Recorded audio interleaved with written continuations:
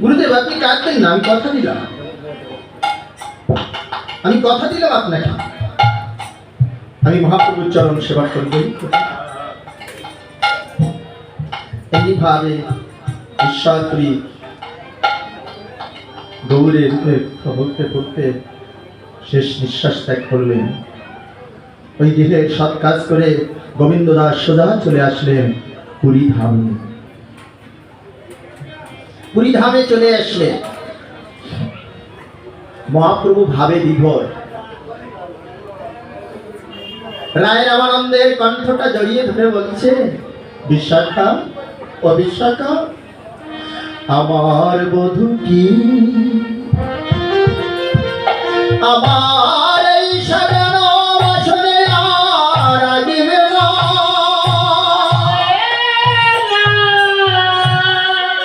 বিশাখা রে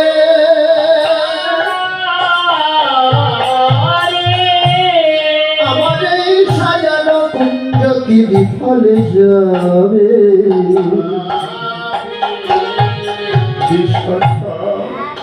ও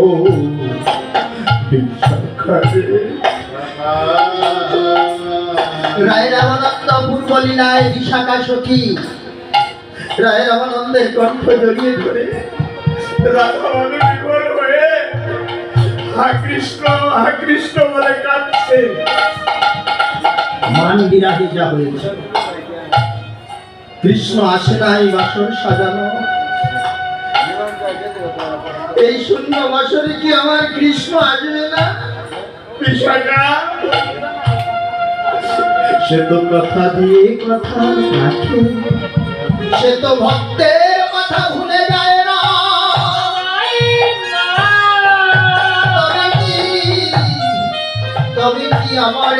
যে কৃষ্ণ আর কোনদিন আসবে এমন ভাবে ভাবাবেশে বিভোর হয়ে রামানন্দের কণ্ঠ জড়িয়ে ধরে মহাপ্রভু কাঁদছে। এমন সময় দুয়ারে যে টোকা দিয়েছেন গোবিন্দ দাস। দুয়ারে যখন ধাক্কা দিয়েছে, প্রভু বলছে, স্বরূপ দেখো তো দ্বারে কে এসেছে। স্বরূপ এসে দুয়ার খুলে দেখে বৈষ্ণব। বাবা, পরিচয়, আমি গোবিন্দ দাস, আমি ঈশ্বরপুরী শিষ্য। তো এখানে কি চাই? আমি মহাপ্রভুর সঙ্গে দেখা করতে চাই। আচ্ছা আচ্ছা, ঠিক আছে বাবা, ঠিক আছে।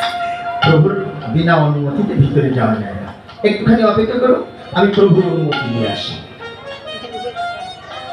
স্বরূপ ছুটে এসে বলছে, প্রভু দ্বারে একজন শুদ্ধাচারী বৈষ্ণব এসেছে, সে নাকি ঈশ্বরপুরী শিষ্য। ঈশ্বরপুরী?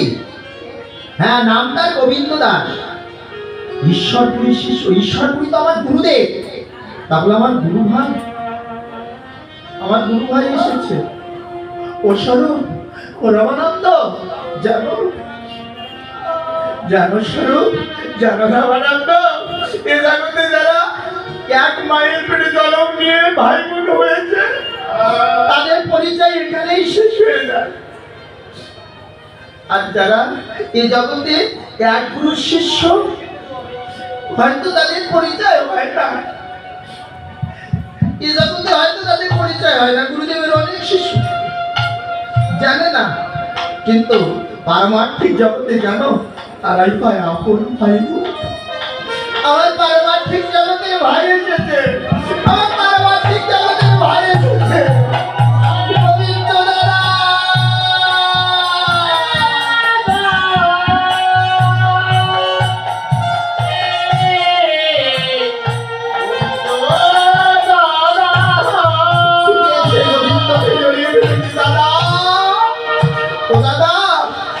গুরুদেব কুশলে আছে তো? লক্ষ্য রাখবেন, এখানেও আচারী ধর্ম জীবের শিক্ষা। গোবিন্দ দাস বলছে, প্রভু গুরুদেব আর আমাদের মাঝে নাই, আচারকে ভক্তি করেছে। গোবিন্দ দাদা,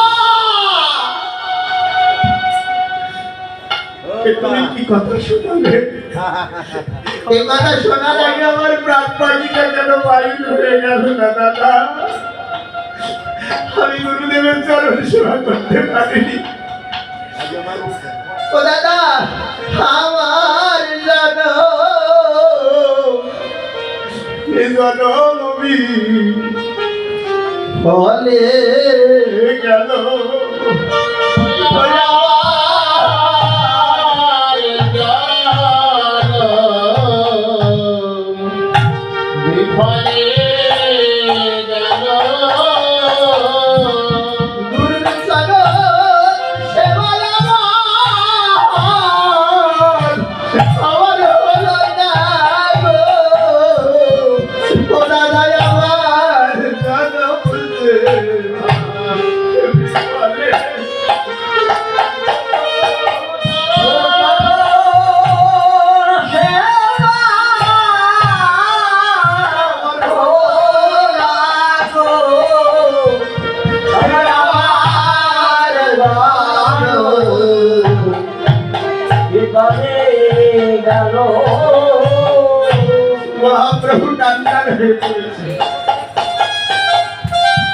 মন্দিরের ভিতরে, গম্ভীরের ভিতরে কত যারা গেছেন পুরী ধামে, তারা দেখেছে সে জায়গাটা বড় জায়গা,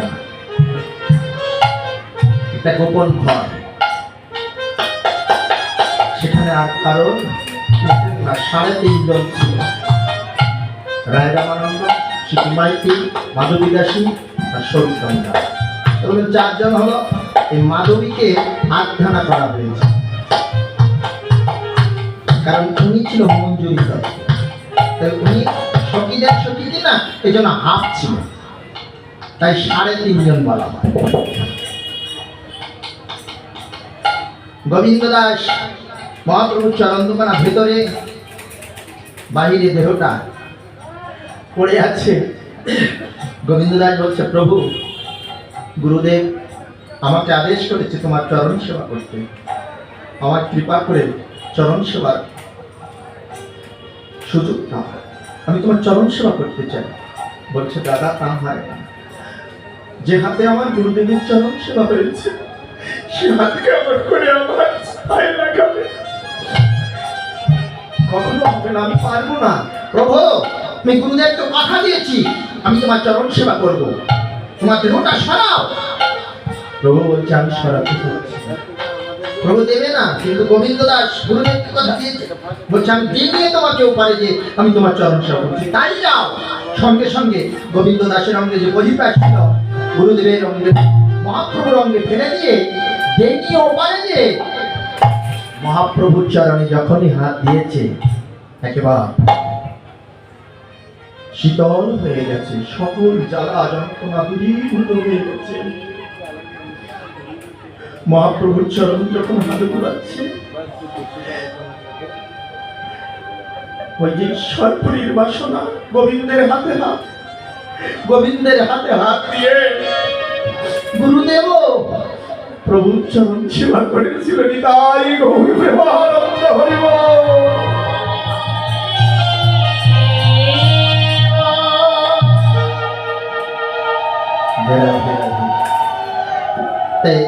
মহাপ্রভুর রূপের বর্ণনা এ অসম্ভব, কারোর সঙ্গে তুলনা হয় না, এই জগৎকে মাতাল করে দিয়েছে। আজ আমরা যারা তো দেখেছো, যারা দেখিনি তারাও মাতাল হয়েছে, গৌর প্রেমে হাগৌর হাগৌর বলে খাচ্ছে। শুধু গৌর কথা শুনে তাদের নয়নের ধারার বিরাম নাই গো, ধারার বিরাম নাই রে, তারা নয়ন ধারায় ভেসে যায় গো, নয়ন ধারার বিরাম নাই গো, নয়ন ধারায় ভেসে যায় গো, নয়ন ধারার বিরাম নাই রে, নয়ন ধারা ভেসে যায় গো, নয়ন ধারার বিরাম নাই রে, নয়ন ধারা ভেসে যায় গো, নয়ন ধারার বিরাম নাই রে।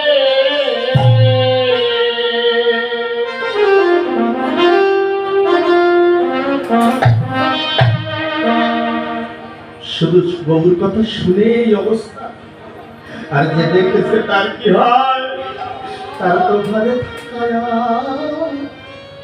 হয় না গো।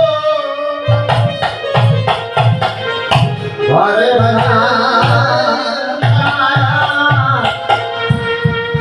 হয় না গো, গৌরকে দিয়ে শুধু করে তবে ঘরে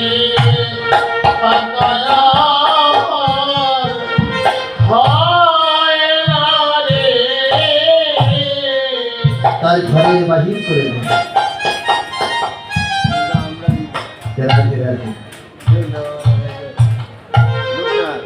সত্য বস্তু সাধন দিনে কেহ নাহি পায়, কৃপা করি মহরাই আমাদের কাছে জিজ্ঞাসা করেছিল রাধে রাধে, প্রভু তুমি তো নিজেই স্বয়ং, তোমার ভিতরে কখন কৃষ্ণ দেখি কখনো রাধা দেখি, হ্যাঁ রাধে রাধে। তোমার ভক্তি, তোমার ভক্তিতে তুমি দর্শন করছো, আসল না। ভক্তের কাছে ধরা খেয়ে যায় না, মহাপ্রভু রামানন্দের কাছে ধরা পড়েছে। এখানে যখন ভক্তি তত্ত্বের কথা আলোচনা হচ্ছিল, রায় রামানন্দ কাছে হরিকথা শোনার জন্য প্রভু বসেছে, রায় রামানন্দ বলছে কিন্তু সব বাহ্য বাহ্য বাহ্য করে দিচ্ছে। ইহা বাহ্য আগে কহ আর, ইহা বাহ্য যখন জ্ঞান শূন্য ভক্তি সর্বশান্ত সার, প্রভু কয় কেহ হয় আগে কহ আর। এইবার এখান থেকে যে রাধে রাধে কান্থার প্রেম, হ্যাঁ রসের কথা, ব্রজের কথা,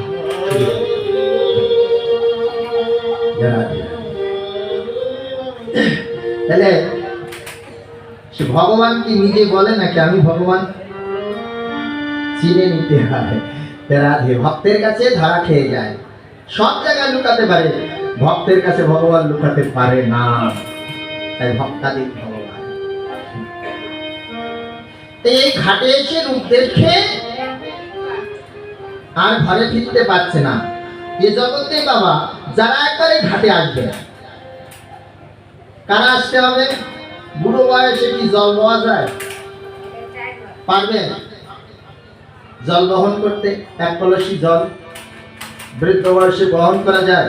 যায় না। শিশুকালে তাহলে যৌবন, সামর্থ্য যৌবন, এটাই হলো ভজন সাধনের উপযুক্ত সময়। এই সময়টা যদি ঘাটে আসা যায়, আমার গৌরীর কথা স্মরণ করে যদি ভক্তিরূপ জল পূর্ণ করা যায়, এই সাধুর বাজারে এসে একটু আগে যে ভক্তিতে গদগদ হয়ে আমরা, এটাই হলো পূর্ণ। হরিকথার মাধ্যম দিয়ে এখানে কোনো মায়া বা অন্য কোনো কথা উচ্চারণ হয়নি, ভক্তি ভগবানের কথা উচ্চারণ। আর এই প্রেমে বন্যায় বিগলিত হয়ে যদি কেউ একে অপরকে দিয়ে দেয়, যার কাছে বেশি আছে যার কম আছে, এখান থেকে পূর্ণ করতে হয়। এবার ঘরে গিয়ে আপনি নির্জনে যখন ভজন করবেন, তখন প্রেম যমুনা উজান করিবে, নির্জনে বসে বসে একাকিনী কাঁদবে। আমার গৌরীর কৃপা তার প্রতি হয়। নির্জনে কেন একাকিনী বসে বসে যে রাধে রাধে, মায়ার কান্না কেন না। আমার ছেলে মরে গেছে, ওই যে শ্রীবাসকে বলেছিল না, শ্রীবাস, ও শ্রীবাস, তোমার ছেলে মরে গেছে, তা তুমি কাঁদবে না? শ্রীবাস কি বলেছিল?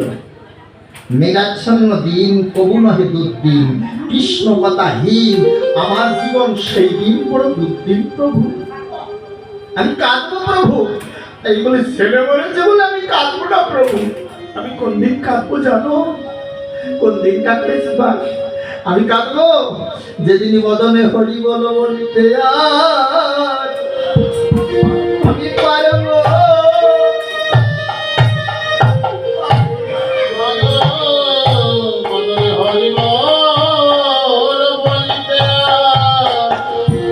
আমি পারবো না এমন ভক্তের সঙ্গ আমি যেদিন আর পাবো না গো। যেদিন বদনি করি বলে বলিতে আমি পারবো না গো।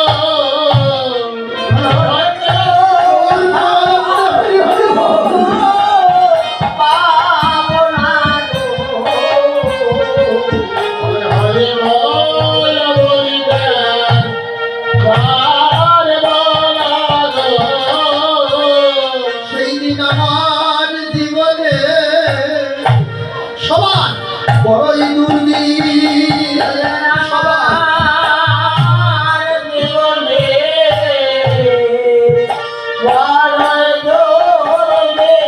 চেষ্টা করলে বলো হরি বলো বলে দেবে না বাবা। সেদিনই আমার জীবনে বড়ই দুর্দিন।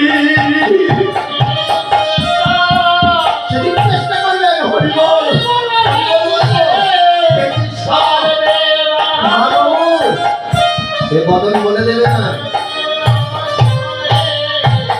সেদিন এমন হরিবা আসরে, এমন আসরে এমন ভক্ত এসে আপনাকে আলিঙ্গন দেবে না।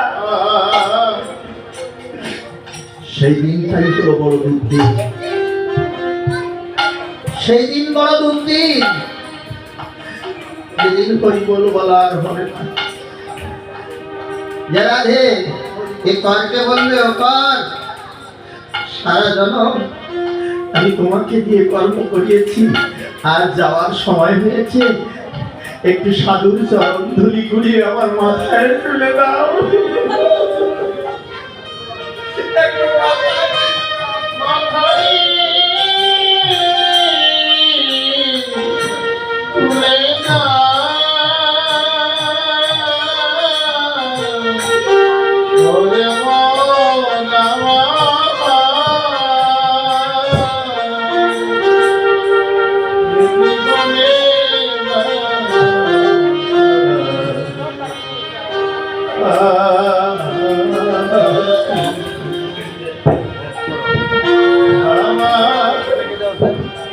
মনটারে মই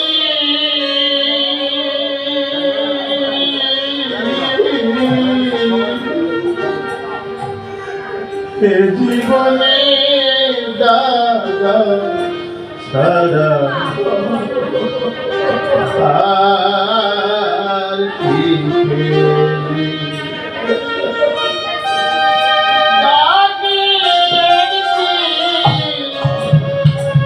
ভালোবেসে বেঁধেছি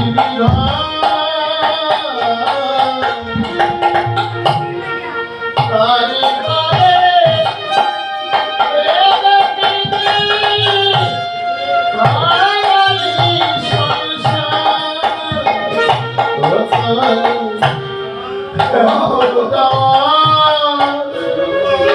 সবাই হলো কোথায় লুকালি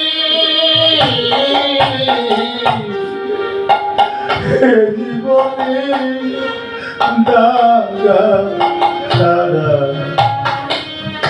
আর কি পেলি জীবনে দাদা দাদা আর কি পেলি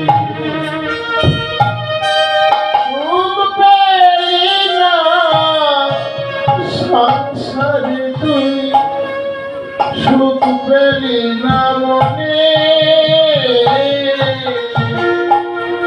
সারা জীবন কি করিলি ভেবে দেখ মনে একটু যাওয়া সময় হলো কোথায় লুকালি এ জীবনে দাদা আর কি পেলি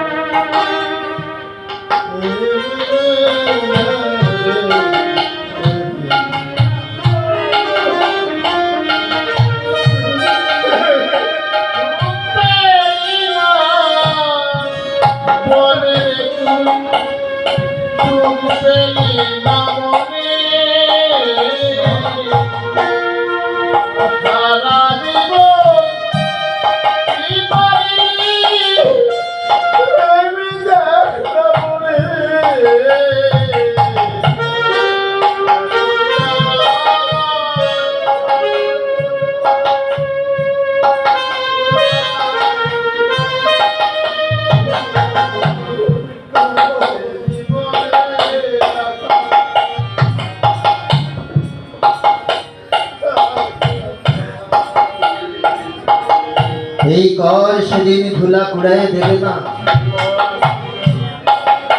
এখন সময় ভক্তের চরণ ধুলা কুড়িয়ে সঞ্চয় করে রাখো যাওয়ার দিন জানো যাওয়ার দিন জানো এই চরণ ধুলির করি দিয়ে আমার গোবিন্দ সেদিন পান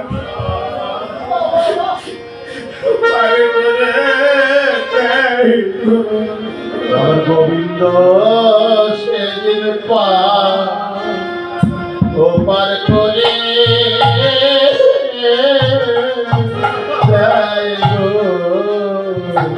আমার গোবিন্দ সেদিন পার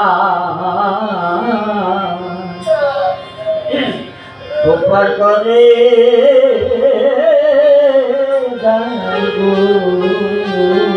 আমার সেদিন পা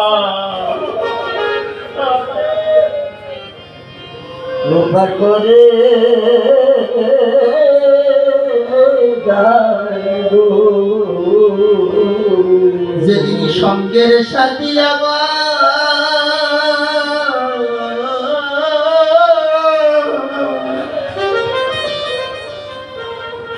আমার কেউ থাকবে না। গোবিন্দ সেদিন পা প্রপার করে যায় গো। আমাদের সঙ্গের সাথী